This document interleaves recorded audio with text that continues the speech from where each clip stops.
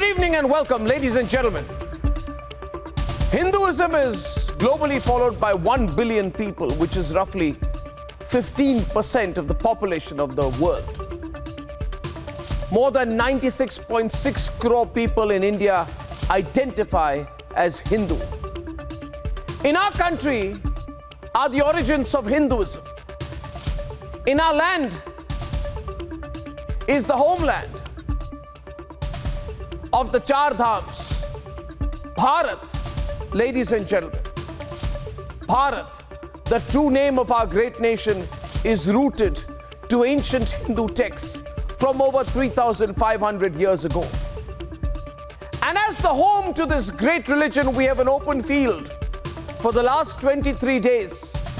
A free run by the India Alliance to the abuse of Hindus for the last 23 days, and the open, uncontained threat to abolish Hinduism, to abolish Sanatan Dharma, a threat stated and defended for 23 days. And they call it freedom of expression and freedom of speech. Freedom of expression, ladies and gentlemen. Tolerance of our great democratic temperament has justified the abuse of Hinduism on our very soil for almost a month now.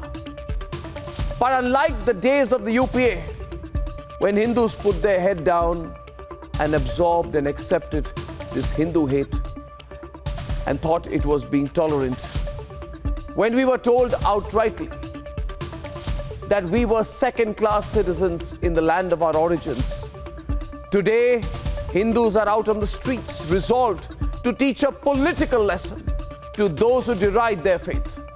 The Hindu seers of the country are out in protest.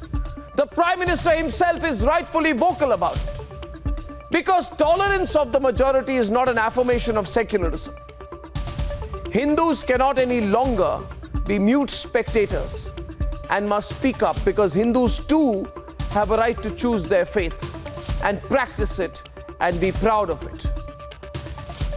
It is as much our constitutional right in India.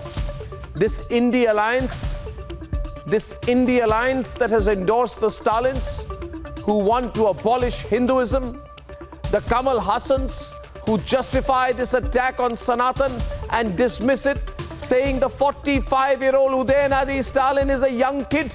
45-year-old, ladies and gentlemen, he's just a young kid. It's like saying 54-year-old Rahul Gandhi is just a political debutante. And the conspiracy of silence by the Mamata Banerjees, by Nitish Kumars, by the Rahul Gandhis, the pioneers of pseudo-secularism, is the most loud affirmation.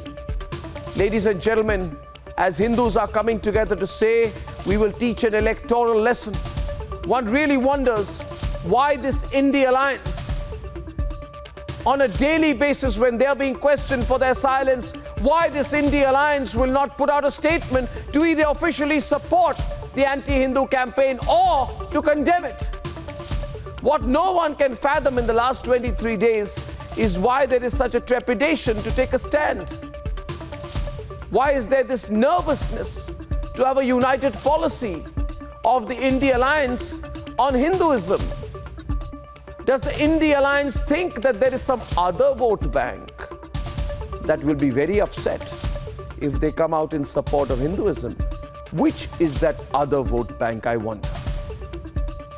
I think the answer lies in the fact that these people who are trying to brand Hinduism as casteist are the same people who want central OBC lists to be dominated by those from the minorities.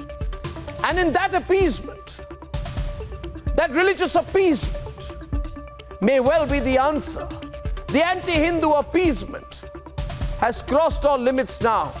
We stand against it here on Republic. That's debate number